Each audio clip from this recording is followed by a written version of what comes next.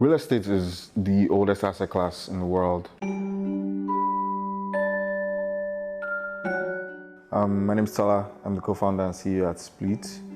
I went to school primarily in Lagos, but then I went to college in Ghana, went to University of Ghana, and then I went to flying school in South Africa, Progress Flight Academy, at the bottom of South Africa, actually, Port Elizabeth.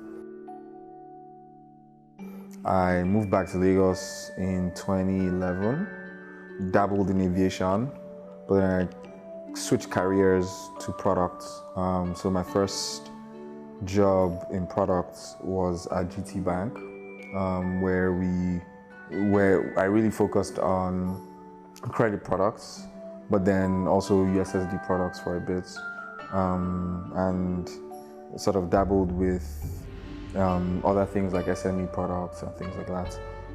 Quickly switched to eTransact. eTransact was a legacy fintech before the new wave of fintechs. Started my first startup with a bunch of friends.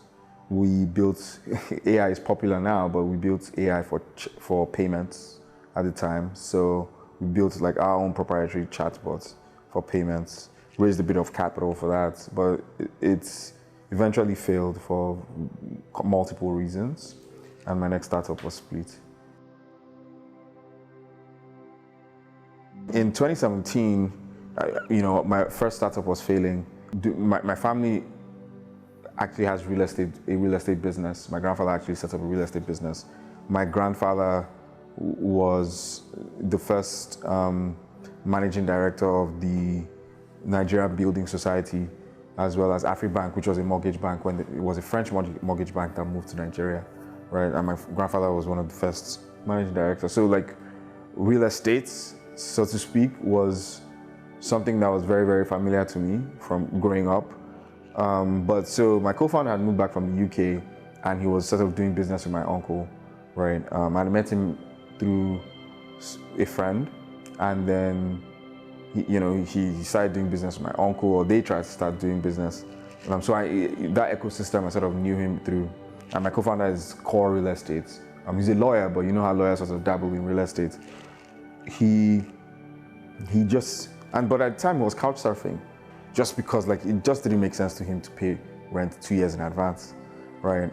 So Split is actually a play on the word split, like split your rent. Right, so that was the first problem we wanted to solve, right? We just wanted to build infrastructure to enable tenants pay their rent. And so once we dabbled into it, we started to find that the problem was much bigger, right? Like there's landlords in there, there's agents in there, there's a whole ecosystem of people that have risks that they are taking that makes the current system the way it is. We're very fundamental. The revenues are there. The question is, can you grow, right? So with every investor that we met, even though it was a tough time, spoke to about 225 investors, closed 19 of them. I think I just have a very scientific methodology in my process. I know that the pitching is an art, but like the process for me was like, I need to speak to 7 investors a day, and the no's are not personal. Right, a lot of people have been spoiled by not being able to accept rejection. Doing like for like with fintech and PropTech is especially from a venture capital perspective and even from a growth perspective, is not a fair stance to make, right? You have to be more careful with real estate.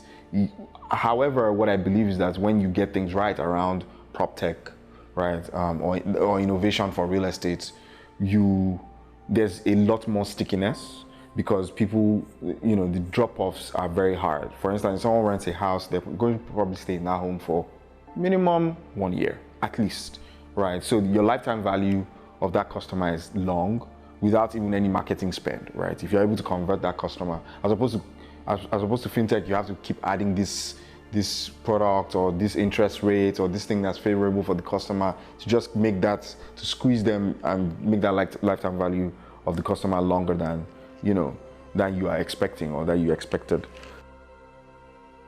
Infrastructure actually, impedes growth for technology, to be honest.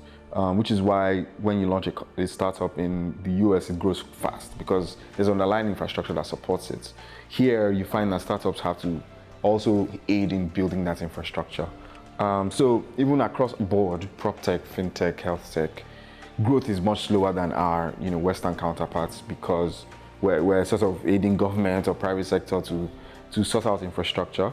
But I think another thing founders on this continent or on this side of the world are good at doing is innovating around those infrastructure deficiencies or infrastructure deficits. So I think two things can happen. You can innovate around the infrastructure, but for how long would you do that? We definitely need the government or people in power or private sector or whoever is investing in proper infrastructure to think about these things, right? We can't innovate, we can't keep leapfrogging everything.